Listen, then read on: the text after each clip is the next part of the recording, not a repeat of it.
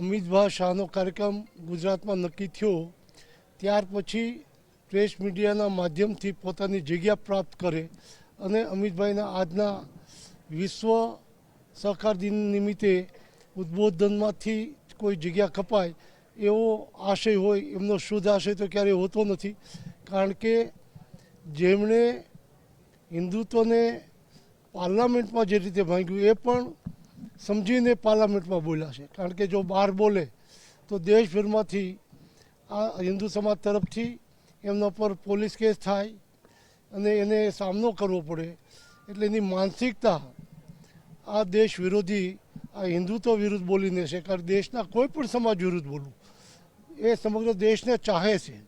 એ સમાજને આતંકવાદી કહેવો એ ખુદની માનસિકતા આતંકવાદી છે. એનો માનસિકતા આતંકવાદીનો હુમલો હિન્દુત્વ પર કર્યો છે. એને સમાજ ક્યારેય સ્વીકારશે નહીં.